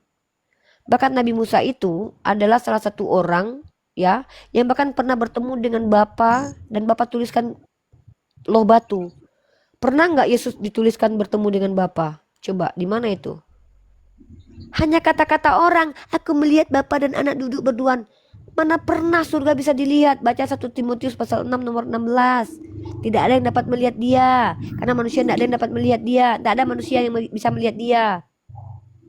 Ayolah, kalian itu sudah dewasa, sudah berpikir. Tapi terserahlah, jadilah tetap Kristen. Karena kalian itu pengikut Paulus, bukan pengikut Yesus. Saya bawa perkataan Yesus, kalian bawa perkataan Paulus. Saya bawa perkataan Yesus, kalian bawa perkataan Yohanes. Bawa perkataan Roma. Surat-surat Roma. Saya sibuk membawa perkataan Yesus, sibuk membuktikannya, kalian sibuk membantahnya dengan perkataan Paulus dan kawan-kawannya. Kenapa? Karena kalian anti Kristus. Kalian gak mau mempercayai dia sebagai manusia, kalian masih sibuk mengatakan dia Tuhan. Apa salahnya kalian percaya kepada Yesus? Dia berdoa menengadah tangan, kalian begini. Dia bersujud, kalian joget-joget di gereja. Dia gak makan babi, kalian makan babi. Kenapa kalian begitu? Karena kalian sudah memenuhi nubuatan Yesaya. Punya mata tak melihat, punya telinga tak mendengar. Padahal akal ada gratis. Masa gak bisa berpikir, oh iya ya, Yesus berkata aku tidak datang meniadakan hukum Taurat tapi menggenapi. Yang namanya menggenapi itu tidak pernah menghilangkan. Tapi seluruh ritual Kristen tidak ada yang pakai hukum Taurat. Tapi ngaku-ngakunya pakai hukum Taurat. Mana 10 hukum Taurat? Ayo dibahas. Jangan menyembah kepada Allah lain. Tiba-tiba kalian menyembah kepada Roh Kudus. Sejak kapan Roh Kudus jadi Allah? Sejak kapan Yesus jadi Allah? 3 lagi Allah kalian. Jangan membuat patung. Yang paling banyak membuat patung adalah Karesteng. Patung Yesus di mana-mana. Jangan membunuh. Ternyata kalian masuk surga gara-gara membunuh Tuhan. Jangan menginginkan istri sesamamu. Oke. Tapi kalian percaya? Saya bertanya. Apa? Hah? Kalau misalnya di Ya udahlah bertanya Muslim aja lah. Itu semua udah ditakdirin ya. Oke. Di Islam itu ada istilah qada dan qadar. Takdir itu ketentuan Allah terhadap apa yang Allah ciptakan. Contoh, saya ditetapkan menjadi seorang wanita, maka saya ditakdirkan bisa punya anak. Walaupun ada perempuan yang gak bisa punya anak, tapi untuk saya ditakdirkan bisa punya anak. Saya ditakdirkan, oh iyalah, diberikan kadar bahwa nanti umur saya hanya sekitar sekian tahun, atau saya rezekinya hanya sekian miliar per hidup, atau saya hanya punya sekitar 2 anak atau 3 anak.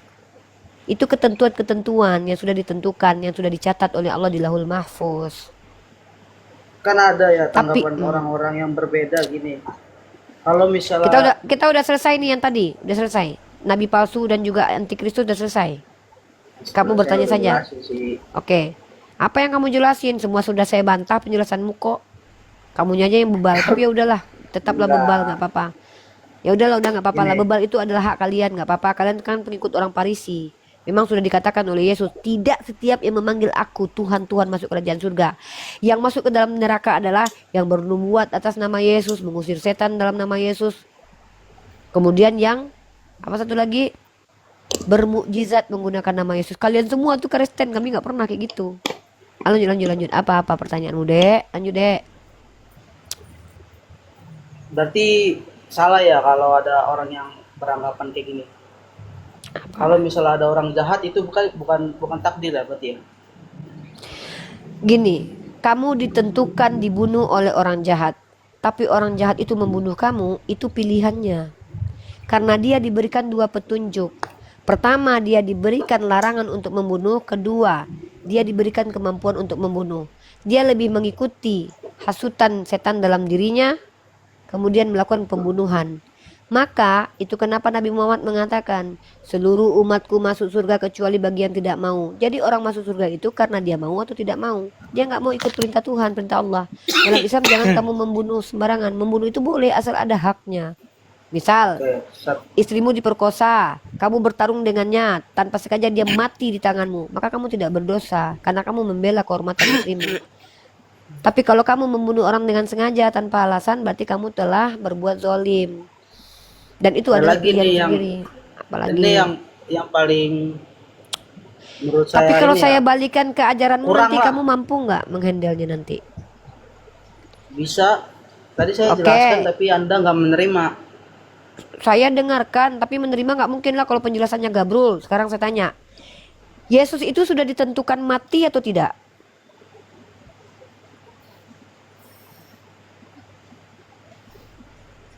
Jawabannya dia sudah ditentukan sebagai Mesias.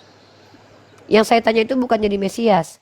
Yang saya tanya itu adalah Yesus itu sudah ditentukan Tuhanmu ditombak sama Hansip Romawi? Sudah ada nubuatannya sebenarnya. Berarti sudah ditentukan Tuhan. Berarti orang jahat itu Tuhan yang menentukan dia jahat. Bukan sudah tentukan tapi sudah tahu. Iya, sudah Iya. Allah kan Ketika Tuhan kalian sudah menceritakan bahwa nanti Yesus itu akan mati, bisa nggak dirubah sama Yesus itu? Ada nggak yang Kan bisa dia berubah? Ketika Tuhanmu ini sudah salah menceritakan persepsi nih. bahwa ini orang loh, dari tadi saya terus, kamu salah persepsi, kamu salah paham, Nggak, gini, kamu gini, tidak ya. mengerti. soal pengajaran Yane. dalam Yesus,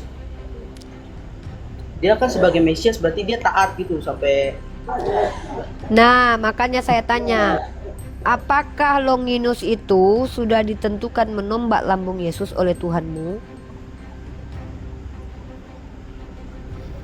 bukan sudah ditentukan. Kamu tahu Tuhan nggak yang Maha nubuatan itu Kuasa sudah artinya apa? tahu. Tuhan yang Iyalah. Maha Kuasa sudah tahu, tapi dia Nah, mengizinkan.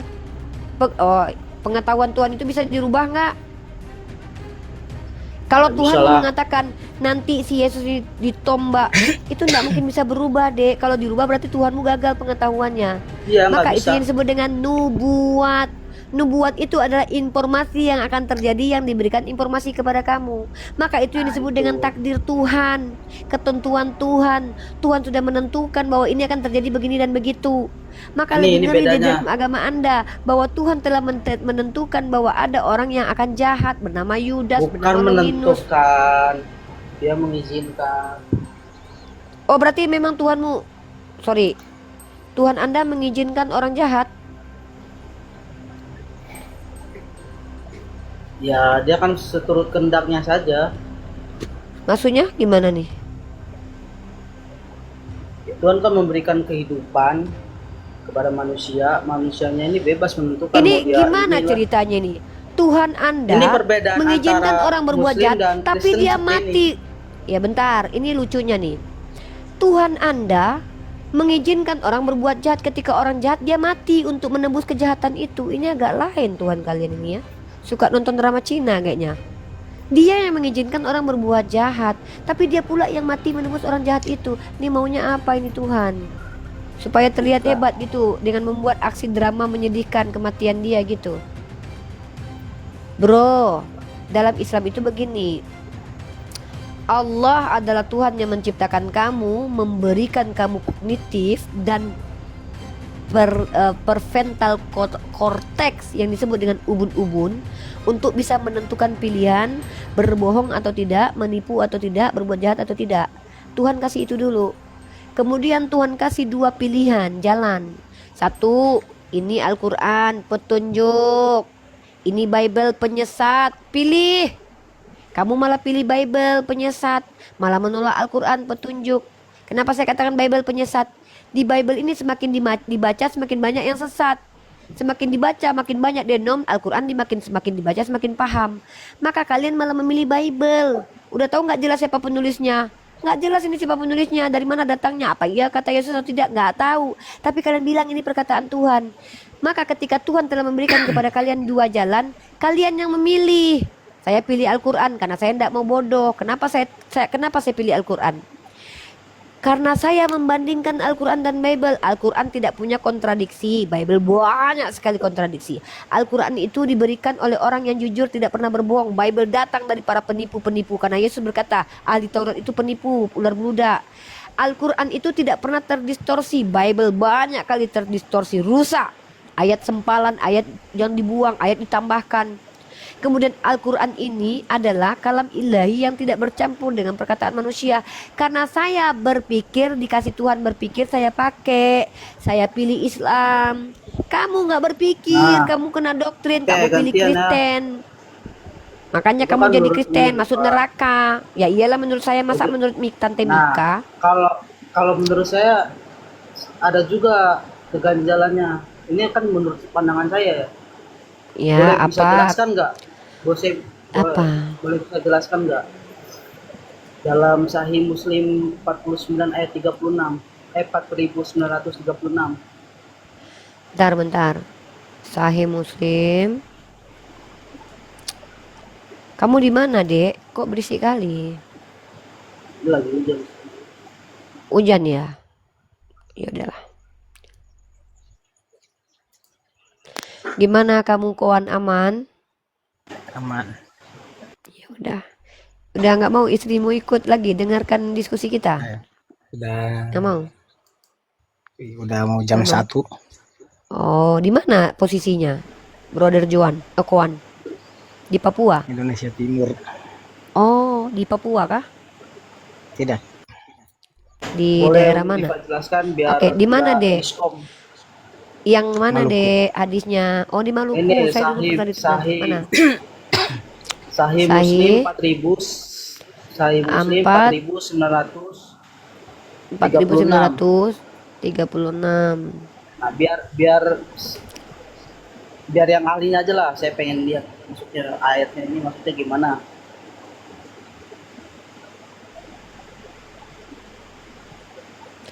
Ijma Coba para saya bacakan. Sahih Bukhari atau Sahih Muslim tadi? Sahih Muslim. Oh, bentar. Nih, saya bacakan ya.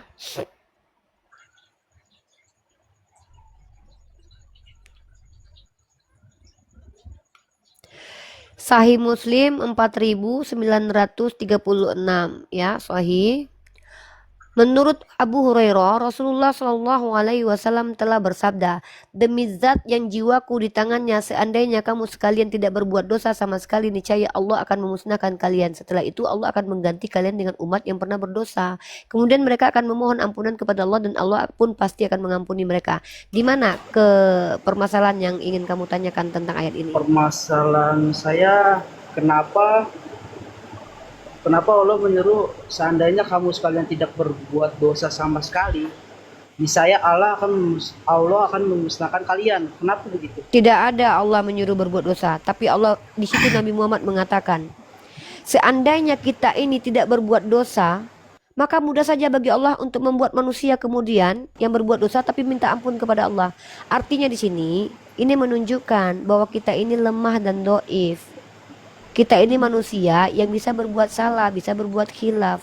Tidak pernah kita setara dengan Tuhan. Tidak pernah kita setara seperti Tuhan. Nggak pernah. Karena kita diciptakan dengan natur dan takdir yang kurang itu.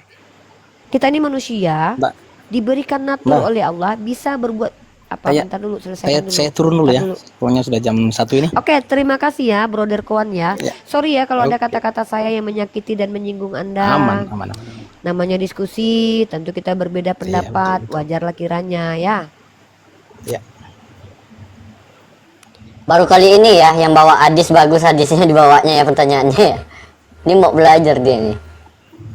Iya enggak, tapi memang Itu ya, yang pasti ini jawabannya mudah-mudahan. Ya, enggak, kalau kita lihat di sini sebenarnya memang Allah menciptakan manusia ini untuk menunjukkan kemuliaannya. Coba kamu belajar dalam Quran ya. Ini saya bawa kamu ke Al-Quran. Waktu Allah berfirman, wa isqala rabbuka lil malaikati inni ja'ilun fil ardi khalifah. Kamu tahu nggak? Allah sudah berfirman bahwa Allah hendak menjadikan khalifah di muka bumi ini. Maka pada waktu itu malaikat berkata, kenapa menciptakan manusia yang suka menumpahkan darah? Qalu ataj'alu fiha may yufsidu fiha wa yasfikud dima. Kenapa menciptakan manusia yang berbuat ingkar dan menumpahkan darah? Allah berfirman sekali lagi, Inni a'lamu ma la ta'lamun. Sesungguhnya aku mengetahui apa yang tidak kau ketahui. Apa yang tidak diketahui malaikat? Bahwa ternyata manusia ini adalah makhluk yang jauh lebih mulia daripada malaikat. Dengarkan baik-baik. Kalau malaikat patuh kepada Tuhan itu biasa saja karena memang tidak diciptakan untuk bisa membantah. Jadi kalau kamu ciptakan robot yang patuh kepadamu ya memang robot akan patuh.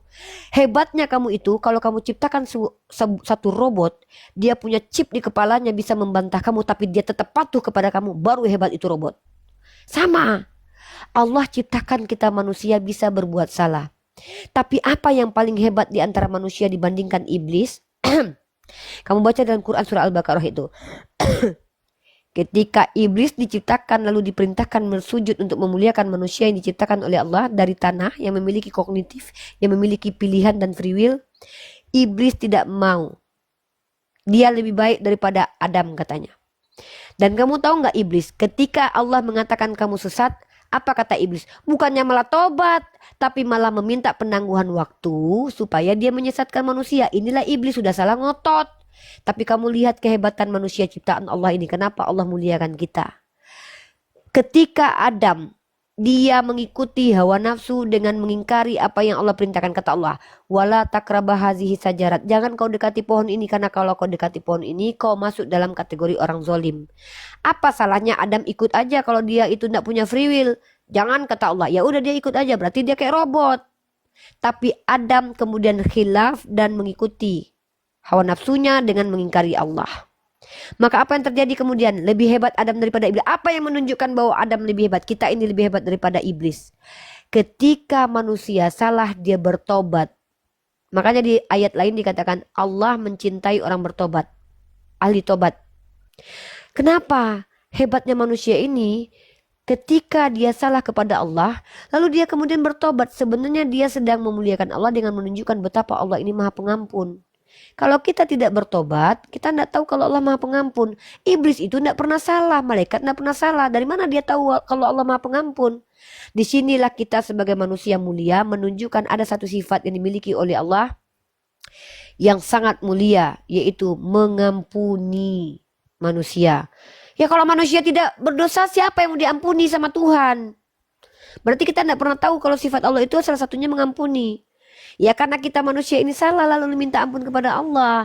Inilah bukti kalau Islam itu relevan dengan kognitif manusia. Bahwa manusia itu kalau salah, yang terbaik diantaranya adalah bertaubat. Tapi kalian sama kayak iblis sudah salah ngotot pula. Ya inilah contohnya nih. Kasih tahu dari tadi ngotot aja pula. Gitu. Ada lagi. Apalagi Literatur Muslim itu sifatnya benar atau kiasan itu? ya tergantung. Nabi Muhammad itu biasanya menjelaskan itu. Nabi Muhammad kan jelas itu. Nabi Muhammad itu ndak bertele-tele. Jadi yang ditafsir itu ya, misalnya contoh Allah bilang, aku menurunkan 2 ayat modelnya. Satu Muhammad, satu mutasyabihat. Mutasyabihat Oke, ini gini. apa? Kak, eh, coba jawab ini kiasan atau beneran atau gimana ya? Soalnya karena mana? saya ngikutin debat-debat juga nih. Debat-debat. Yang mana, Saya pengen Dek? bertanya sama ahlinya aja lah. Saya nggak ahli, saya di sini mahasiswi. Enggak nih Bunda. kiasan misalnya ya, sorry ya ini bukan ngeledek atau apa ya. Nggak Misalnya jenggot apa-apa. ada di dalam jenggot bergelantungan bidadari itu kiasan atau gimana? Ya di mana itu Terus tertulisnya? Coba kita cari. Yang mana itu? Pakai gimana hadisnya berarti? aja. Karena kan di dalam Islam itu ada yang namanya adalah Al-Quran. Itu perkataan Allah. Hadis sahih. Perkataan dan perbuatan yang disandarkan kepada Nabi Muhammad yang secara akademis sudah diakui kesahihannya. Ada namanya hadis doif, lemah. Lemah dia. Ada namanya hadis maudhu, palsu. Ada hadis mungkar, bertolak belakang. Jadi apa dulu literasinya? Mari kita bahas. Makanya kami itu seharusnya umat Islam ini sebenarnya kalau dia belajar, dia tidak bisa dibohongin. Karena dia punya ikatan ilmiah. Itu doi ya berarti ya? Doif, lemah. Doif. Berarti itu doif ya yang itu ya? Ya mana? Saya nggak tahu. Saya nggak mau sembarangan. Kalau saya nggak pernah baca, saya nggak Yang mau bilang ini saya loh, pernah yang baca. Yang mana yang tuh nggak deh? yang jenggot ada bidadari gitu. Nggak tahu. Saya soalnya nggak pernah berjenggot, jadi saya nggak mau tahu tentang jenggot. Kecuali saya berjenggot, saya cari hadis tentang jenggot. Saya cari di Google berarti ini apa doi berarti. Doif katanya. Ya udah kalau gitu Nggak tahu sih doif. saya. Lah, Soalnya saya cari di Google nggak ada. nggak tahu saya itu. Nantilah kalau memang ada nanti cari cari aja. Saya nggak mau cari jenggot, soalnya saya nggak berjenggot. Saya tuh nggak mau mencari hukum-hukum yang tidak untuk saya. Karena saya lah perempuan. Nantilah kalau saya sudah tumbuh jenggot, saya cari hadisnya ya. Kalau misalnya yang literatur itu gimana literatur Hmm, yang apa? Ku- gimana? Kucing tercipta dari ini apa? Kucing tercipta dari bersin singa. Itu Itu kiasan atau hadisnya. gimana? Ya saya lihat dulu Itu hadisnya. literatur Itu sih. nanti dijelasin nanti tuh. Gini loh deh, adikku yang ganteng. Kalau kamu jeli membaca literatur, di literatur itu dijelaskan kok, Dek. Oke, oke. Cuma itu aja sih. Soalnya kan saya suka lihat debat-debat gitu, pengen nanya aja. Dek, coba saya Lumayan. tanya logika. Kita mau tuntut logika kamu nih. Kalau kalau singa bersin keluar kucing itu mustahil nggak menurut kamu? Kalau mengikuti zaman sekarang kan ada ininya penjelasannya ya. Menurut Nggak saya itu mungkin yang ya. kurang masuk di hati saya. Nggak masuk di akal ya, nggak masuk akal kan? Nah, Ya, tapi itu kalau kan menurut menurut kamu, saya. ya nggak apa-apa. Saya juga nggak masuk akal menurut saya, karena nggak mungkin itu masuk akal. Tapi kalau menurut kamu masuk akal nggak manusia ngeden keluar Tuhan? Tapi kan di situ ada penjelasannya. Hmm. Kalau singa bersin keluar kucing nggak masuk akal. Kalau manusia ngeden keluar Tuhan ada penjelasannya. Kamu Maksudnya tak pengen cupid tahu memang. juga gitu penjelasannya gitu. Apa penjelasannya? Gini loh, Dek. Saya itu sedang memantik Nggak, logikamu. itu kiasan atau gimana gitu. Saya nggak tahu itu, soalnya saya nggak pernah baca itu. Dulu saya sering Oke, ditanya oke. orang Kristen, tapi ketika saya tuntut orang Kristen untuk tunjukkan, nggak ada yang kasih ke saya. Saya nggak mau cari, nggak mau capek. Soalnya saya lagi memikirkan kalau kalian risau dengan singa bersin keluar kucing, saya lebih risau lagi manusia ngeden keluar Tuhan gitu loh. Itu lebih mustahil lagi. Ketawa dia. Ya udah. Saya pengen Sehat-sehat naik ya, cuma ya. nanya itu doang sih Nggak sebenarnya. apa-apa, nggak apa-apa. Nanti naik lagi aja.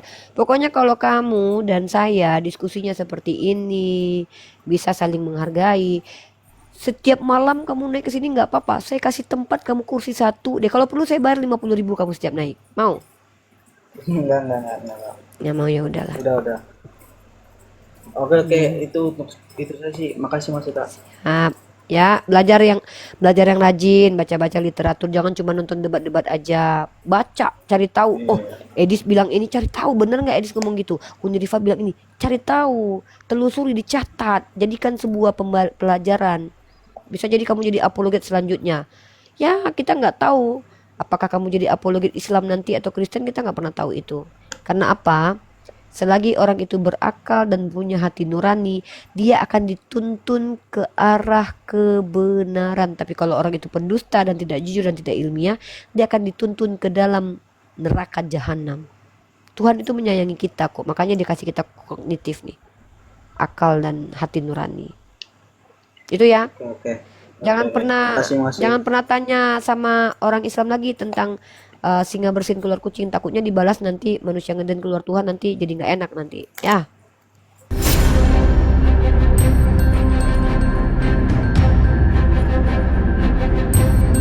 The religion of Jesus was Islam. Because with Allah, there is only one religion. He says, Inna dina indallahi al-Islam.